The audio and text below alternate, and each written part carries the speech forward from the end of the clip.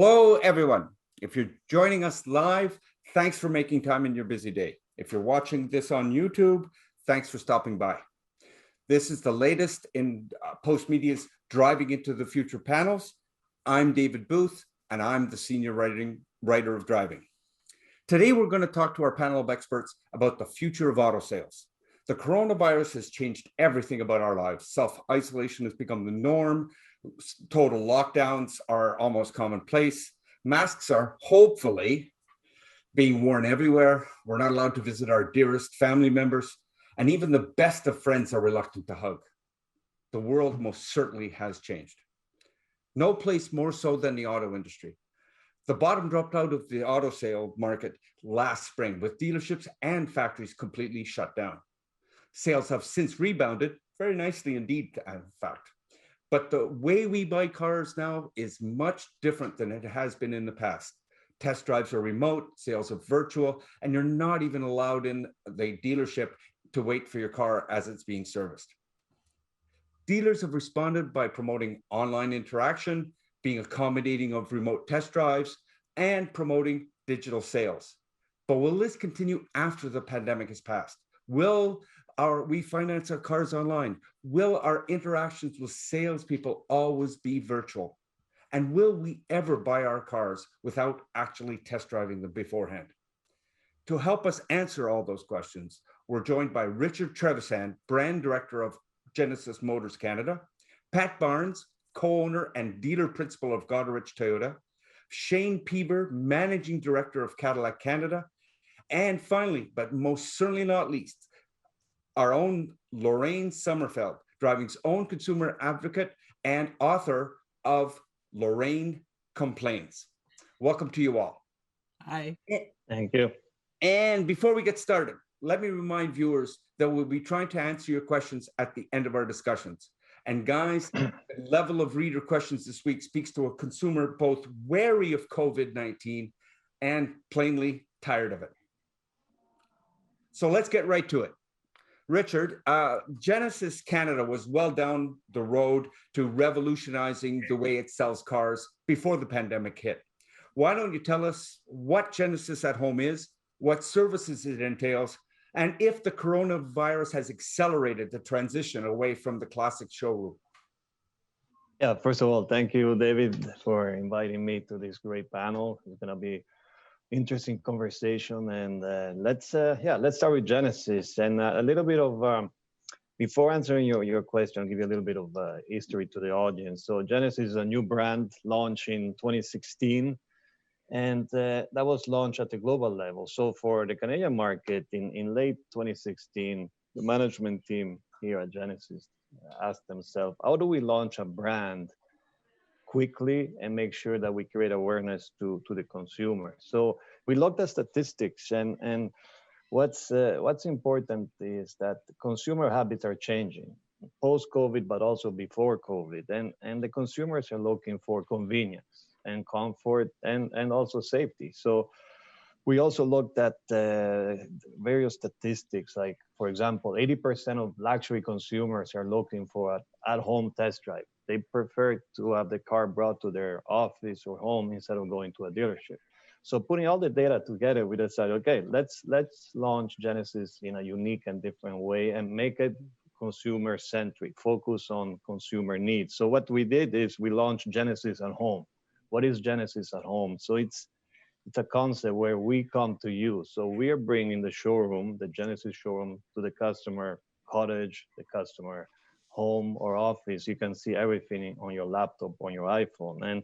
And this goes from configuring the car, experiencing Genesis, to organizing your test drive of the vehicle, and even the delivery of the vehicle goes to your home. On top of that, we said, okay, ownership experience is instrumental. So also the service we offer included in the purchase of our vehicles, valet service. So we come with a courtesy car to your home, and we take your car and get a service and bring it back.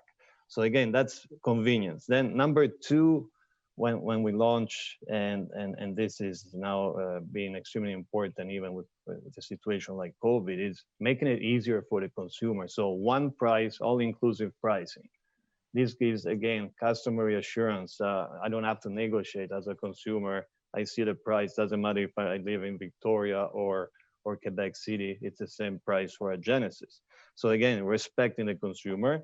And then number three was also speed to market. We had to launch quickly. So you cannot build a network of dealers facilities in 1 or 2 years. That's like a 5 years challenge. So what we did is we looked for local partners across Canada and we made them Genesis agents. So we took our best Hyundai dealers and converted them into our top agents. So again, digital environment, but then you still need the human touch. When you request a test drive, somebody needs to bring the car to you, and that's our GXM, Genesis Experience Manager. So you're creating the human touch. And this, all of this was done before COVID. So now with COVID, and now I will answer your question directly, COVID did not make us change anything. Actually, the COVID-19 situation, consumer behavior, the lockdowns and the restriction showed us that customer focus is number one. Doesn't matter what the market conditions are.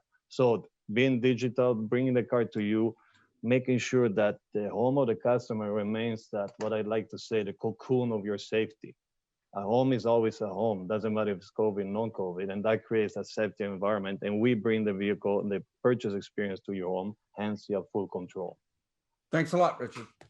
Okay, Shane, your Cadillac Live system likewise predated the pandemic, but it's a completely different experience from the Genesis program that Richard just described. Can you tell us what Cadillac Live is, how it came about, and how has it grown in the last couple of years, especially during the pandemic? Yeah, absolutely. Great question. I'd be happy to. Thanks for having me on the panel as well.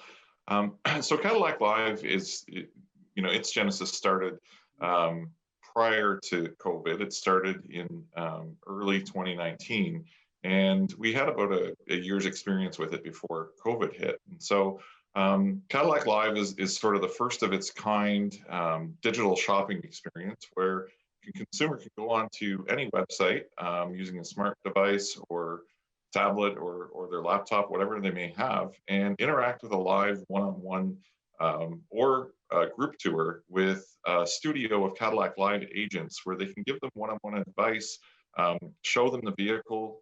It's a one-way camera setup, and basically explain the features of a vehicle so that the customer doesn't have to go into a showroom to ask a simple question like, does my golf bag fit in the back of a Cadillac XT5?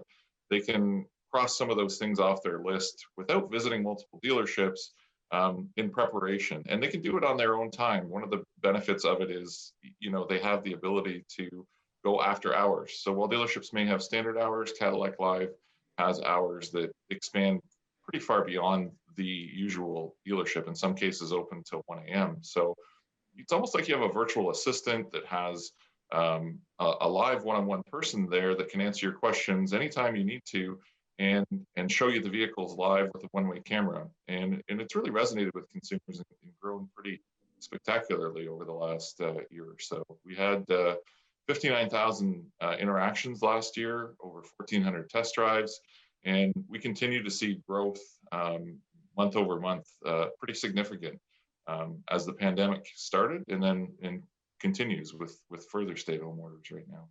So basically, it's like going to a dealership without leaving your couch. You can be sitting on your couch eating your soup, and you're in a dealership.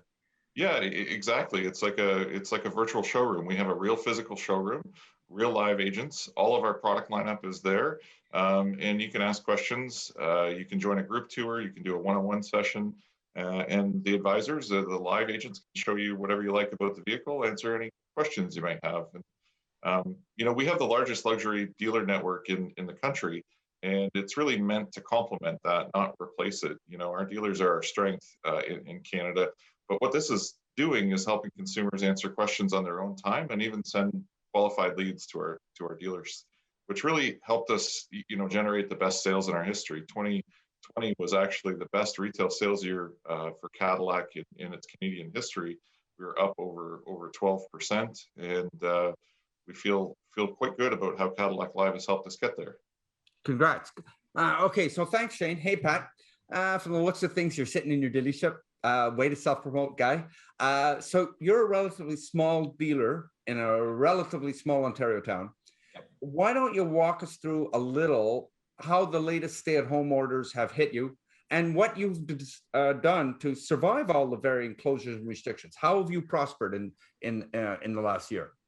So at current time right now, we're in the same restrictions as all of Ontario is on the same. So stay at home, lockdown, it's appointment only for sales and service. So just to my right, there's a chain across an entrance area where people have to stop. They're greeted, hands are clean, they fill out the survey, tracking. If they have an appointment, then they're welcomed in, and then they would sit 6 feet from a salesperson, both wearing masks. So, and we've operated like that since it started when, let's say a year ago. We didn't change back from that except for the appointment, necessary or not, is the only thing that changed for us. So we kept it fairly tight up here. This is a retirement town, a lot of older people, and we were very careful with that. Much the same with service. We closed the customer lounge for the longest time. We reopened it. It is opened again. We're a 25% restriction is the law that we're allowed to have. So we don't have sales customers waiting around, but we do have some service customers, because where I am, they could drive half an hour, 40 minutes for service. Where in the city, you can drive 5 minutes. So with all that in place, we have found that customers have changed the way they interact. They already were on the trends of they would go to the manufacturer's website and look at their car, and then they build and price the car, and then they would go to the local dealer, and we could pretty much go in the last bunch of years, not just COVID. When they come to the door, you could say, which car are you here today to see? And they'd be very specific to say, I'm here to see the blue Corolla SE out back, because they looked at it on Sunday. So they've done a lot of shopping online, digitally, marketing, looking at reviews. They're looking at YouTubes. They might even look at the National Post if if they need to. It's straight. It's flat. I don't want to say flatline. It's streamlined the business for us. The customers are very direct when they come in. They know what they want. They're not bringing their families. They're not bringing their dogs. They're coming in. They know what they want. They know what they need, and they understand the situation. And it's very direct. Sit down. I want that one. There it is, and the paperwork's very clean, and they're gone. And much the same in service. It used to be entertainment up here. They would get to go to the dealership, going to get the car serviced. It was part of their entertainment. Well, they don't get to do that, and the feeling is there that I bring in my car and get everything done now, because I may not be able to get back in. And cars are important up here. There's no transit, there's no trains. The horse and buggy works okay up here sometimes, so you have to have a car. So all of that, I think for a lot of dealerships in Canada, be it Cadillac, Genesis, Lexus, Toyota, Honda, the business is streamlined. We're not washing as many cars. The coffee station is closed. We don't have newspapers out for customers. They're not coming by and test driving 6 cars in a row with 10 people. So it's got very, down to business, and some of that will stay. Some of it will come back to the old school. But everybody's online now, because everybody's been forced to go online for the last year. There was nothing to do. So everybody's become an online shopping expert, be it Amazon or cars. And we have so many sources of where our leads come in from, direct to the website, manufacturer's website, there's interrupters in the business that try to send us leads and get a piece of it. So it's changed the business for us. We're okay with the way it is. We're pretty busy and managing it. There's shortages in product overall. There's shortages with concerns to microchips and stuff, and that's across the whole industry. Everybody's feeling it. Everybody wants cars, but things are not back to the same. So we're lucky we're in the business we are, because I wouldn't want to be in a restaurant business right now. Thanks, Pat. Yeah, neither would I. So, hey, Lorraine, how you doing? Good. How have consumers reacted to all these closures and restrictions? Have they salted their money away? Have they gone on a spending spree? I mean, sales look like they've rebounded. What exactly have they been doing, and what have they been shopping mostly? I think what all your panelists have touched on is that there's been a trend in the industry for, I'm going to say, the past decade. I've noticed the internet's been a great leveler. People have got more information when they walk into that showroom than they ever had before. and especially helpful for women because you can't ask stupid questions, and there's still issues, surrounding buying cars as a woman. So I think the trend was already heading this way, and the COVID shutdowns absolutely exacerbated it, and they also made it really tough really fast for dealerships. And what's going to happen now is you guys that are selling cars, how much of this stuff are your customers going to now demand, and how, like, you've been super flexible because you've had to be, but there's going to be some built-in things that now we expect, which you had to do before because of law and regulations. I think customers have gotten used to a certain level of you coming to us, and how much of that are we still going to want? We've watched test drives fall. I think before the pandemic it was 2.3 test drives before a sale, something like that. My stat might be a bit off. I'm sure that's gone down again because everyone's saying no one's tire kicking. They're coming in to buy. They make an appointment. They've already, got this down to what they want, the blue Corolla LE. So it's already made it less tire kicking, which saves a lot of time in the showroom on your end, which is great. But will that continue? A lot of people don't want to be in a showroom for very long. That means I don't want to be in a business office at all. So you're going to have to make that part of it more enticing as well as buying the car, because that business office, that claustrophobic little horribleness where they jack up the price, we don't want that anymore. So we're starting to flex some muscle as well. And there is that pent up money. No one can travel. And especially with the luxury end, we got people sitting on, you guys know it. You've got people coming in going, oh, just give me another one. Like, they're just buying cars because they can.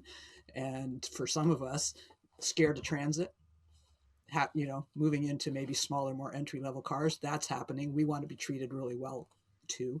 And that demand that Pat was talking about with shortages worldwide, the prices of cars are going up and used prices are holding and going up week by week. So we have to be a little more savvy as consumers. We have to be aware that these guys don't have to give cars away because the demand is there.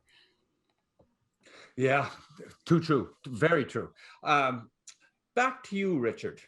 How do you actually quantify the success of Genesis? Compare with your at-home delivery service with the traditional sales model. I don't think it's fair to ask you to talk about sales because you're a startup, as you just mentioned. You're not being governed by at home. It's because you're brand new. So how do you measure all of this? Do you measure test drives? How many test drives have you done? How many conversions from those test drives do you do? What metrics speak to the success of the at-home business model? Yeah, so David, first of all, I'll answer the question like you don't want me to answer. I'll talk about sales. And I think that's for a new brand, sales, it is still an indicator. So let me make a comparison with 2019 versus 2019, which was a normal year, no restriction before, unfortunately, the COVID pandemic. Versus 2019, we are up by 123%. Versus 2020, we're up by 330%.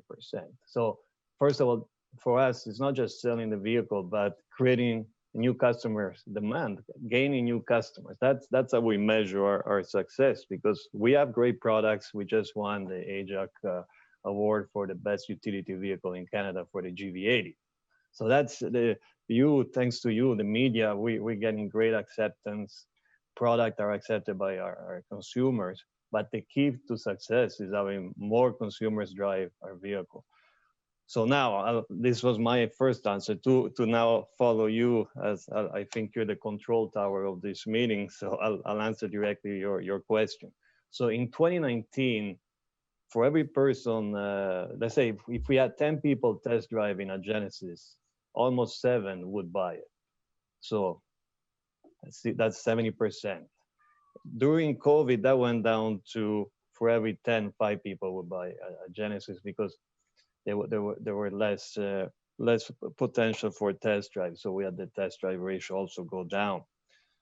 But now we're going back into creating awareness. So for example, with GV80, we see that 95% of our customers want to test drive. They need to experience the product. And we go back to ergonomics. That's why I like to say virtual showroom, like Lorraine was saying, that's the first approach. It creates comfort to the consumer. And I like to add, it creates control. You don't want to end up in that, like Loren said, in that dreaded business office where they start upgrading you to, you want to spend 30,000, you end up spending 35, 50,000. We don't do that, because through the virtual experience, you control all the process. But then the physical experience is basic needs. You know, maybe I'm taller than you, David, but and I have a different ergonomic situation. So when I sit in a car, the car has to fit my needs. So you have to sit in a car, first of all, to try the product, and then number two, you want to love the product, so you would need to test drive and see if it fits your needs. So then that's where you go from virtual to the actual physical. And what we're doing on Genesis, starting this year, we're building 30 brand centers across Canada to create that second approach for the consumer, virtual approach, and then you actually go into a brand center where you follow your digital experience, but there becomes your private showroom, your private auto show where you can test drive all the Genesis within 1 hour. Going back to a few other statistics that we look at, when we look at trade-ins, for example, on GV80, we see 50% of our customers are trading in. Some customers, they have a current vehicle, competitor vehicle, they return that after the lease expires, so they don't have to trade in. But then there's new customers coming in on cash deals, and they then bring in their current vehicle. So again, you can get the first appraisal, the virtual appraisal for your trade-in online, but then you need to have that physical connection with our distributors, with our agents, to help you finish the contractual transaction. Okay. Yeah, I mean, certainly it's changed. And I think you hit it on the nose. It's going to be some combination of virtual and real. I mean, the studies I've seen say that less than 3% of people want to buy a car without a test drive. So you're absolutely right. Can I interject something, David? Can I interrupt? Yeah, please. For a second? Because Richard made a really good point. People are skipping test drives. I don't care how much you spend for this car, 15,000 or 120,000. Please, please, please sit in it, because you can't know. I mean, yes, drive it, but at least sit in it. And if two people are driving it, there could be a foot difference in height between them. And you can't know blind spots and pillars and things like that. That the internet can't tell you that. And you have to go and sit. And nobody wants to sell you a car you don't want, because it's bad for business. It's bad for you. So please at least sit in it if you don't drive it. Thanks a lot, Lorraine. Perfect point. Same sort of question about metrics for you, Shane. I think you touched a little bit on a few test drives and how many people have looked at it. 59,000. That's a big number. Is there anything else that you measure by, something that tells you that Cadillac Live is working? I mean, are you getting a more consistent conversion on the test drives that you book through Cadillac Live compared to the ones that somebody might generate from just walking in off the street? What is the measure of Cadillac Live success? Yeah, it's a really good question. There's no doubt that the leads that come out of Cadillac Live are, I'd say, hotter leads than the normal request to quote leads or form-based leads that you fill out on a website, because you have that personal one-to-one experience where somebody has already established a relationship with a human being before they, get passed on to the dealership. We have a pretty good transfer process to the dealership, and our dealers are doing a great job handling our customers that come from the site. So of those test drives, the vast majority actually do transact. It's over 70%.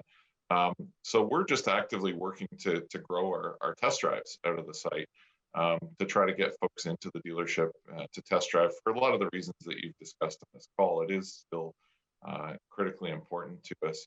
The other thing that's interesting about Live is that it has multiple purposes. We use Live for a number of things. We've actually used it for vehicle reveals. The same day that the Escalade got revealed to the world, we had it in Cadillac Live and did a simultaneous consumer reveal. Hopefully some of our future electric products will come into the space in the not too distant future when the border opens up again. And we also use it for training purposes. We use the facility in the studio to train our dealers, our staff, our Live agents. So Live has bunch of different success metrics for it that really help us in a variety of ways. Also use the space for engaging consumers. We do some fun things there out of the studio to create engagement online, to kind of create some content for social. We did some things with National Puppy Day, surprised consumers with that.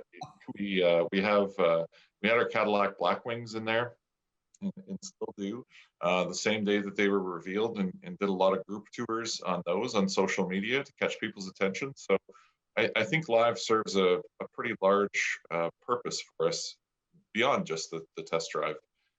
But from that perspective, coming back to those test drives, conversion rates are really high. It's certainly well over 50%, and our goal is to facilitate that test drive even more over the next year. National Puppy Day? Yeah, it was fun. Shameless. Absolutely shameless. I love it. Well, people are stuck at home, and entertainment is a big part of it. And if we can improve that experience and put a smile on people's faces and get a little bit of attention for the brand while we're at it, we try to do some fun things there to keep it light. Well done. Hope had somebody to clean up the poop. We did. You've told me so many times over the years, things work differently in a small town. So we've been talking about test drives. So walk us through a test drive in a small town, and then what's the difference between, we're in the big city, and are there any problems there? Yeah, they're so small town. We typically know the customer. They are our customer already. We take a copy of their driver's license. The salesman may or may not, this is pre-COVID, may or may not go with the customer. Because if they're around from here, we don't. We give them the luxury to go out by themselves, take the car for a drive. And that still holds place now during COVID. Copy of their driver's license, verify who they are. But now you move to the city, and this has created a market for the unscrupulous types out there, where driver's licenses are fake, and they demand that they don't want someone in the car with them, and the car leaves and never comes back. I'm with the Humberview group. A few Cadillac dealers in the group there, and GM, and we have a varied assortment. In the city, there's a tracker in the car. There's a GPS tracker. We would verify the driver's license. We would then also do a personnel information check, and this is it stands up the person that's maybe not so honest, that now they're putting down a lot of information that they don't know or doesn't correlate with what they showed us already, and they just kind of leave. So there's a lot of thefts going on in the city, bad situations. We don't have to deal with it as much up here. It's the beauty of the small town. They book the appointment, they show up, the car's that's out front, it's running. And with all the technology that's out there, I've been here for 10 years. Well, we were sending out YouTube videos 10 years ago. You want to see the car, video of the car, and send them to YouTube, and/or pictures, or the salespeople are live chat now with customers. And this is a small town, but they're live chat with the customers. They're out walking around doing, talking to the customer live with the video, showing them the car, the inside of the car, be it new or used. More on a lot on the used side, because you're not sure of the used. The new is new. New is always new, but the used are always different. So with all the tools that are out there, the Genesis program, the Cadillac program, that stuff was all coming. Those manufacturers had started it. With COVID, everything just accelerated 5 to 10 years. It's here now, and it changed. You're there now, and you'd better be on the ball. You'd better be ready to do all of that. And we see stuff like a person puts in a request for a new car on the lot. Is it available? And then a credit app follows from them, 5 minutes later. They want to buy the car. So we're processing them right just from an online interaction. And we sell, the new typically sells around here, although I have a lot of connections in Toronto. I have a truck that goes to Toronto probably once a week, delivering a car right to the driveway.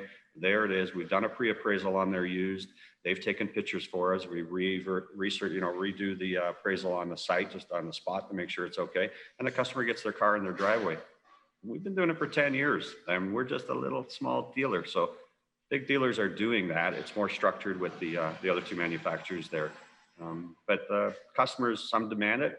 But like Lorraine says, they want to drive their car, and they really, really should drive their car, because they'll pick out a car and then they'll come back after it's delivered and they'll go, well, this one doesn't have heated seats or something like that, or the sunroof. Well, no, you picked that model XYZ. You needed to pick XYD. That has the sunroof. Well, I want to change. No, you own the car already. This is very difficult to change people in cars once they've owned it, because now it's a used car. So there are some problems with all the online interactions and stuff, but like Lorraine says, the best thing in the world is someone comes to the dealership, drives a car, and they do want to drive the car. It's still an emotional purchase. It's a big purchase. People are still car crazy, you know, be it ladies or men. They want to drive the car, and they, like Lorraine says, like I keep going back to it, so many people change their mind once they drive it. They go, I don't like this seat, but I like that other one. Well, that's the next model up, and it's got the bolsters and the leather and the lumbar support. They make that decision on the spot. So I don't think the dealership's going anywhere. You know, everybody just during COVID turned into an electric scientist. So they're all, we're going to have electric cars tomorrow. Not going to happen for 10 years, you know, because we don't have enough copper cable to electrify the world. So it has changed, but dealers were already doing that, and they should have been doing that. If they weren't doing that, they were asleep. And this has tuned up a lot of dealers. I have the advantage of coming from Toronto and be connected to a large dealer group that we have a lot of infrastructure within the dealer group. Like, this is my page of notes of where all our leads come from, how people get to us. There's 18 items on here is how people get to us: websites, manufacturers, friends, YouTube. So all of that is there. The test drive still happens here, and it's important, and it solidifies the deal 9 out of 10 times. Like the numbers out of Genesis and Cadillac, those are huge. Our numbers aren't that great, but we're still the industry average. It's gotten better. It used to be 1 out of 4 people we'd sell to 1 out of 4. That was an industry average there. It has come up a bit because people are more direct. They know what they want. They're ready for it. So that has come up a bit, but I don't think it's changed to the Genesis number. That's wow. That's a biggie. So, but that's where. Perfect. Pat, thanks very much. Now, Lorraine, building on what Pat said, has COVID changed anything? I don't think there's been any rules, but if you choose because of COVID and later to not test drive a car, do you have any and you buy it? Do you have any recourse? Is there any special dispensation given to people who didn't take a test drive? Oh, you get a mulligan? Oh, how I wish everyone knew there is no cooling off period. This is not a door-to-door vacuum. You sign that contract, that is your car. And I tell people, walk away if you're not sure, because someone will sell you a car any minute of any day across this country. There's always another car. Don't sign that contract. Ask them to take a copy of it. Take the contract home with you and read it before you sign it. You should see how much fine print is on that contract. Don't sign it. If you sign it, you own the car. Now, if for some reason it is just wrong, dealership, depending on the dealership, might still want to work with you and keep you a happy customer, and they're going to work around something. It's going to cost you the deposit. It's going to cost you something to change your mind. So make sure your mind is right when you sign that contract. And if you're trading a car in, some people, this is the best one. The dealership says to you, okay, we'll give you this much for the car. You go, awesome. You sign it. You go home. You go online. You find your present car is worth $4,000 more than they offered you. You go screaming back to the dealership and you go, hey, that's not fair. I could say there's wholesale prices and there's retail prices. You are giving it to them. They need their markup. They clean it up. If you don't want to do that, sell it yourself privately. And frankly, right now, the used car market is so strong. It's probably the first time in my career I'm telling people, consider selling it yourself privately. I'm lazy. I turn mine in. I don't want strangers coming to my house. I don't want to do it. But car prices right now are so strong because of those shortages. Do your homework, be careful. I'm not saying don't turn your car in, but anticipate what a fair price should be for it wholesale, not what look on Auto Trader, throw out the top and the bottom. Everyone thinks their car is in excellent condition. No, it's not. I will guarantee you what you think is excellent is you thinking your kid's the prettiest one in the class. It's not, it's just not the thing. So you have to be realistic. If they're taking on that gamble, that's their margin. You've decided. So don't go home and change your mind on that. And don't go home and change your mind on, I wish I'd gone one up because it had the better seats or something. They all have backup cameras now. They all have fancy dance and infotainment systems, our favorite word, David. So you have to be certain. And it's not good for a dealership to push someone to sign either, because you don't want an unhappy customer. You want a customer that's going to tell all their friends and family and neighbors to go to you. I got my guy here. I think I've sold him 20 cars in the past 18 months because I trust him. And so everyone that trusts me, trusts him. He's laughing. He's not going to rip any of them off because that would just be, shooting the golden goose. Develop a relationship with your dealer. They're on your side if you have a problem with a manufacturer. People think they buy a car from a dealer. No, your warranty is with the manufacturer now, but your dealer can be your best friend if you have a decent relationship. People that beat someone up and go, I got it for $10 over invoice. No, you did not. You have no idea what the invoice was, because of bonuses and built-in back end stuff. But people that walk out all proud that they paid a less than fair price for people trying to do a job, that makes me crazy. And if something goes sideways, they're not going to be really rushing to back you up if you've been a real idiot to them leading up to that. And you're going to be stuck not having dealer support anywhere if you are so predicated on getting the cheapest price for something. So develop a relationship and tell people that it's a good relationship. Spread the word. Most dealerships are family owned for the most part, a lot of them. They're in their communities for a long time. They sponsor the soccer teams. They do all the stuff. They're part of the community. The hockey stuff in Canada that comes out of most dealers is huge, and manufacturers. So be part of that community and go to OMVIC if you're not sure. They will tell you who's a snake and who's not. It's regulated. In this, Alberta's not so great. Ontario's pretty good. So develop a relationship, and everyone's trying to kind of outsmart each other or outwit each other. Be informed, ask a lot of questions. If you're not sure, don't sign it. Just don't. Okay, David, sorry, can I just add something to what Lorraine is saying? When you say relationship with the dealership, that's something that we put in our strategy. We want to be a relationship-based brand. So for a consumer buying a Genesis, you build two relationships. One is with the manufacturer, with Genesis Canada, because it's a direct sale.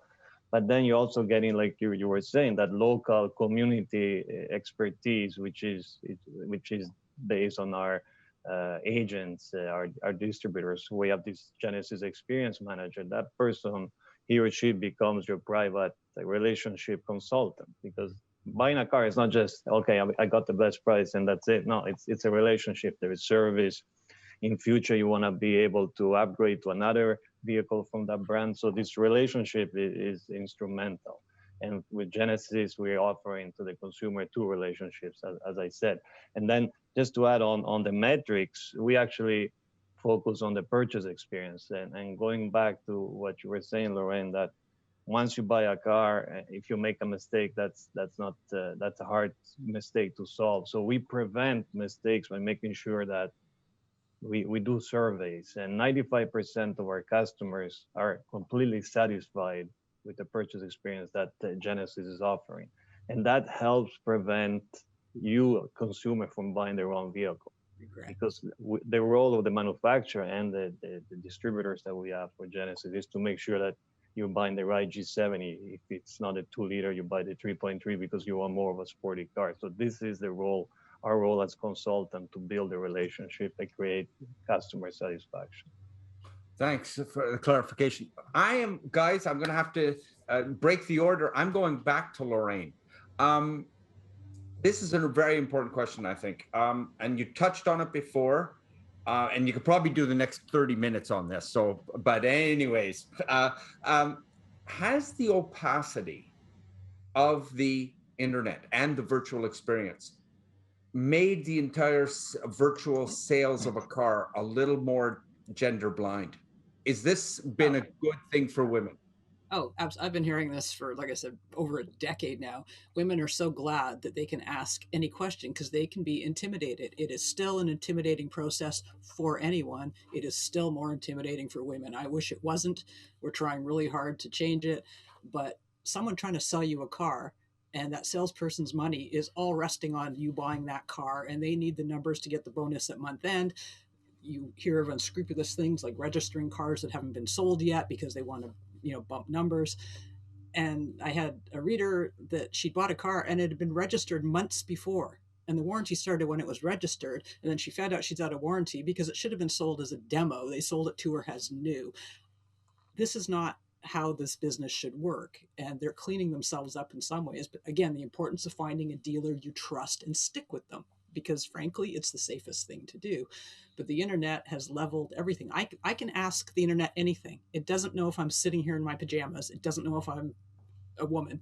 There's no dumb questions, which is great. So I have information going in, and women are more likely to do more research. They're more likely to stick to a price point or a budget, and that helps. They're not going to push us off. But I wish dealerships, they have to respect the information we're coming in. Flip side, if a woman comes in and says, I want the red one, meet her where she is. Whoever's buying that car, do not insult them because they don't know the different engine sizes. Your job's to educate them on what the differences is in that. And if they're starting at red and they're like that one because it's cute, don't insult them and laugh at them. Go, okay, this is what you do need to know now. Your job becomes helping them select the right car for them, so there's no regret later down the road. You want to make them a good customer. And I mean, some customers are absolute morons, and some of them are totally unfair in their expectations. I understand that. But the information's out there and we can make use of it, and it's the right thing to be doing. You know what? You buy a house. Everyone says house is the biggest thing you buy, then a car. House does not start depreciating 20 minutes after you buy it. So it's such a dumb comparison in some ways, because one is probably going to go up. The other one is absolutely going to go down. So it's a silly comparison, I think, to make. Thanks a lot. So now we're going to go to a little bit more rapid fire format, because I'm moving on to the driving reader questions. Shane, I think this one's going to be right down your alley. Someone named Kevin asks, how important is augmented reality in the research stage of the new customer journey? I think what he's asking is whether we'll see virtual test drive from somebody like Cadillac Live in the near future. Is there any possibility of that coming down the road? Are you working on that, Shane? So augmented reality is a bit of a tough one. I think what you'll see is more in-vehicle 3D comparisons where you can see the vehicle from different angles, choose different colors. We do that with a lot of our digital brochures now. But I think augmented reality is challenged in a couple of ways. It's not reality, and that's a bit of a challenge, because there are augmented reality experiences. We have some of those in our standalone dealerships where you can put on the goggles and choose the colors and glasses and those things. And we've invested pretty heavily in some of that stuff and found that it's not the be all end all for consumers, because it doesn't leave you with that hands-on feel. It still doesn't leave you with the ability to sit in that seat like we've been talking about and drive that vehicle and see if it has enough power for you. So I think while you'll see more of it roll out, and certainly even with Cadillac Live right now, you can, use some of the add-ons to look at colors or different wheel styles, it doesn't necessarily replace seeing that in the physical sense in person. So I think you'll see a mixture of it. I think it'll continue to grow. I don't necessarily see it ever sort of replacing the test drive element because of the reasons we talked about here. Especially when it comes to luxury vehicles. I mean, luxury vehicles are high touch things. Consumers want to see the physical samples of the leather. They want to see the physical color. And while technology is amazing, it's part of the reason we invested in Live, because we're not just doing a CGI version of a car in front of you. There's a physical car there that you're seeing on camera. So a little bit of a mixed world to come for sure. I don't know if it'll ever replace the in dealership or physical touch and feel experience that we have. Okay, thanks very much. One thing that came very apparent to me when I got all the questions, and there were lots of them, is how many were actually coming from people in the industry. I think some salespeople are really looking for answers to what their future looks like. In fact, a Honda salesman, I won't use his name this time, asks, how do you see the role of a salesperson evolving as things become more digital? Pat, I think this one's right down your alleyway. And I think we've touched on it already a bit, that they're your concierge now. Like, they may do 50% or 60% of it online with you and answering questions or videos and stuff that I think they're still needed. We're not just at we won't get to the point where they just walk in and say, give me that car, you know, and never drive it and nothing. They want to know about the car. They want information. They want to know the big engine, the small engines. They want all that. I think there's still a place for salesmen there, that it just has to be a lot more tech savvy these days, you know. And back to Lorraine's, you know, salesman is your contact. Person buys the car and has the first maintenance problem. They don't call the service department. Typically, they'll call the salesperson, because that's their contact. They haven't moved on to the service department yet. They need that contact. They want that contact. There's still a place for them, I believe, down the road, you know. Okay, perfect. Now here's another one, yet another one from somebody in the auto business. This time, and this one I couldn't believe. It was a retail experience manager at a major automotive distributor here in Canada, a luxury marque, i.e. somebody in your guys' positions, you and Richard and Shane's positions at another marque wrote in a question. And so, Richard, I'm actually going to put it to you. He writes, from a customer experience perspective, what do you believe the most important piece of the digital retailing journey that OEMs need to get right in the future to be successful? I'll start with simple word, simplicity. I think for the customer, you know, when you go into a digital experience, you shouldn't be forced to download a specific app and create a login. It should be something very easy that you can do it anywhere without worry. So that simplicity, easy to find the different products, but then also on the luxury spectrum, also visionary and aspirational, right? Luxury buyer is not just looking for the performance and the dimension of the car. They also want to have this virtual experience. And I like to answer the augmented reality question also here with this chance. We just launched a concept car called the Genesis X, an electric sports vehicle. And through augmented reality, then you can really make our customer dream. And that's what you need. That's a good role for augmented reality, giving that additional vision and dream. But going back to the question of this other auto, let's say executive, yeah, digital has to be easy to use, simple, and also direct, that you get all the information, and then that the connection between that digital experience should go then to your sales consultant. I would like to say they should be like a personal advisor when you buy a vehicle. So that personal consultant should know what you were building on the digital platform. So when you go into a physical dealership, you don't have to start from scratch your discussion. And this is very important for the customer, and give them respect their time. So simple and transfer information to the dealer floor. Can I add something to that, David, quickly? No, you're not allowed. Yes, of course. It also has to be transparent. If you're going to give somebody an experience, whether it's augmented or whatever, if your base price is this and you're letting them experience or go through stuff that is way higher up the trim lines, be transparent. We all know there's some brands more than others who, by the time you throw all the stuff up the food chain, you've doubled the price of the base model. Be transparent about what it is they're experiencing or what it is you're offering them. We know from press cars, the ones we drive are loaded, and we have to go, base price is, you know, this, as tested is double this. So I would love manufacturers to be really transparent if they're offering something up. Don't show me a photo or an image of the highest end thing you have, and underneath it's like those townhomes that, you know, they put start at in little tiny letters, you know, $499, and then most of them are $1 million. So be transparent. Consumers want transparency. We want information. May I jump into this one? This is my favorite. And Lorraine, you are a great advocate. Transparency is key. All-inclusive pricing. If you buy the car, as I said before, in Victoria or St. John's, and it's a G70 2-liter advanced, that customer, doesn't matter whether he or she buys a car, it's going to be the same price. So transparency is key. And with Genesis, we even have, I like to say, a price ceiling. For example, on GV80, our prestige version, it's $85,000. You as a consumer cannot pay more than $85,000. You cannot add more options, more packages. So this is, again, giving full control to the consumer, and you meet their expectations that way. Okay, now the thing that we've come to the conclusion that is that I think that we've all agreed that the business of selling cars has been dramatically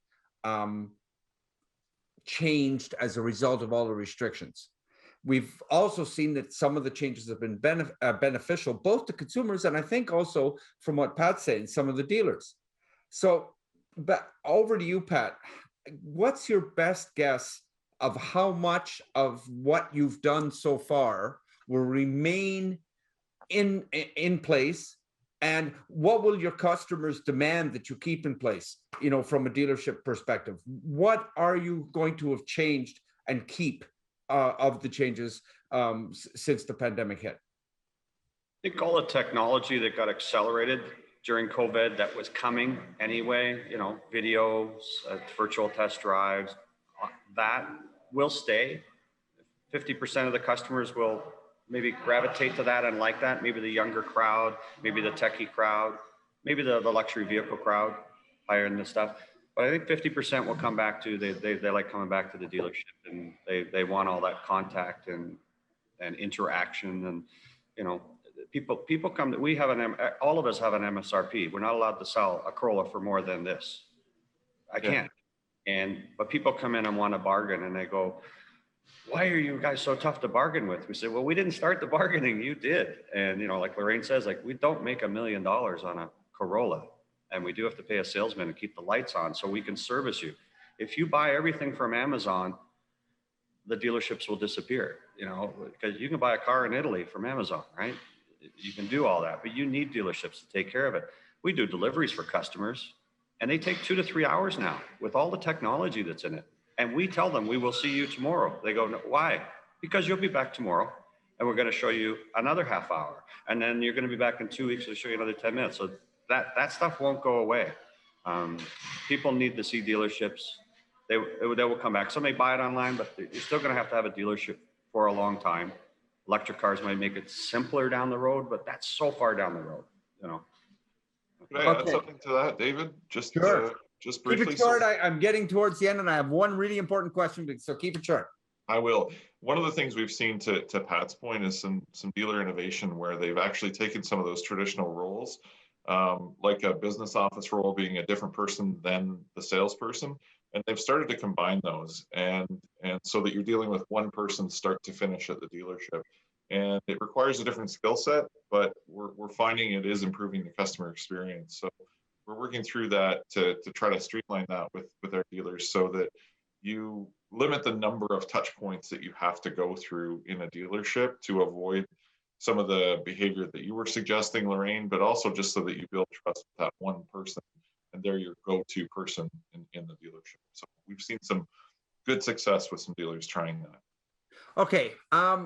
Last question. It's also the hardest. Okay, guys, and we only have a few minutes left, so no war and peace. But okay, I know this is going to require a bit of a crystal ball, and nobody really knows, because, you know, with the pandemic, everything changes every week, let alone making a yearly or a 5-year forecast. But looking back in a few years' time, let's call it 5 years, what do you think will be the biggest change to our industry that has happened since the start of the pandemic? Lorraine, I'm going to start with you.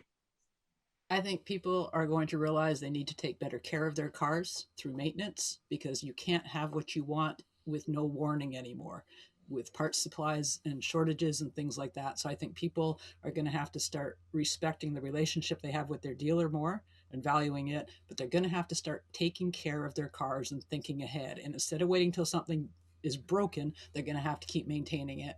And I think people are going to realize that we kind of have to dial back to my dad's day, which is you take care of something you own if you want it to take care of you. Richard, what's your thoughts as to what will be the biggest change in 5 years compared to right now? I'll start saying what's going to be constant is consumer choice, from electric vehicles, combustion engine, hydrogen.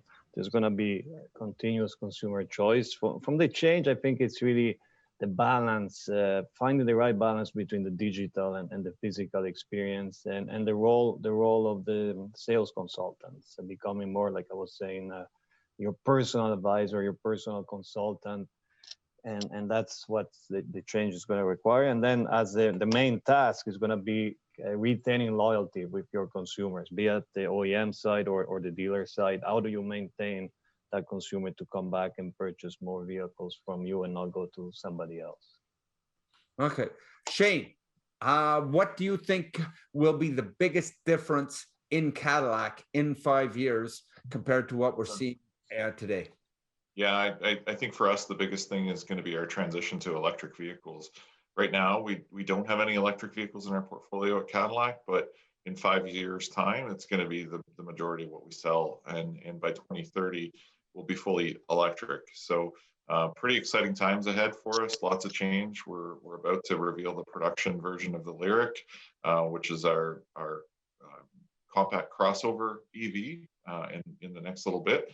And lots to look forward to as we, a lot of our dealers are preparing for EVs. They're getting the infrastructure set up and built. And I think you're going to see a very different world ahead of us, both from Cadillac and from the industry as well. Well, I mean, the most important thing you can do with the Lyriq is get me in for a test drive, okay? Just so you know. We've got you lined up. Yeah. There you go. Pat, I'm going to sign it off with you. 5 years from now, what is the biggest of all the changes you've made in the last year? What's the one that's going to have made the biggest change? And what will be the most important thing that happens in 5 years? I think what's going to happen in the next year or two from this is pricing. The world changed. It happened. It changed. Maybe just-in-time supply for the manufacturers isn't the best idea in the world. That a cell phone has parts from 49 different countries in it, and one part of the chain breaks, and we're seeing shortage all over the world of all kinds of stuff. So I think price is going to change, like Lorraine says. Loyalty is going to be more important. You protect your investment. This wild world of buying on the internet and no loyalties, I think, like Lorraine says, is going to come back more to home, where you stay close to your dealer, you find a good dealer, because what you're buying, they say it's your second biggest purchase, but you buy 8 or 10 of them in your lifetime, which is the price of your house then, right? All the technology is going to stay. 50% of it will slide back to the old world. Prices are going to change, and customers will have to choose wisely. Cars are lasting longer. Infrastructure for electrics, I don't see it being ready in 10 years. At the en route down at Cambridge there, they don't have 800 charging stations and a hotel for 400 people to sleep while their cars charge. That ain't going to happen in 10 years. There's not enough copper in the world. So electrics are going to be a while down the road. And that's Toyota's vision. They've been doing hybrids. I drove my first Prius 20 years ago. Hybrids are the next evolution moving along, a true hybrid. And then we're going to have plug-in hybrids, which make a lot of sense. 96% of people drive no more than 30K to work. You plug it in, then you drive to work, and then you plug it in at work. Full electrics is a whole different thing. But going down the road, prices are going to go up on everything. Doesn't matter if it's apples, car parts, hockey sticks. Because of COVID, it's going up. That's going to be reality. I think it's going to change a lot for everybody. Yeah, unfortunately, that's true. Hopefully, I won't have to pay too much more for the motorcycles I buy a lot of. Okay, guys, that really does wrap things up. Considering the input I had from various readers, I really could have kept going with another couple of hours with this. The car is the second biggest purchase we'll all make, so it's hardly surprising that people are interested. So I'm imagining that quite a few tuned in, and hopefully we answered all their questions. So I thank you, Richard, for showing us a bit of the future from Genesis. Shane, thanks, and here's to be hoping that more Canadian ideas like Cadillac Live make it to the big time. Pat, always a pleasure. And I hope you get some of those RAV4 primes you keep asking Toyota Canada for. Lorraine, how sad is it that co-colleagues now have to see each other only on these damn screens? I'm so sorry about that. Yeah. And to everyone who stopped by, I hope this latest Driving into the Future Roundtable will have some use to you, especially if you're considering buying a new car. If you want more insight, join us at Driving.ca. And of course, while you're there, you can stop by my Motor Life column. Thanks again, and thanks one and all. Have a good day.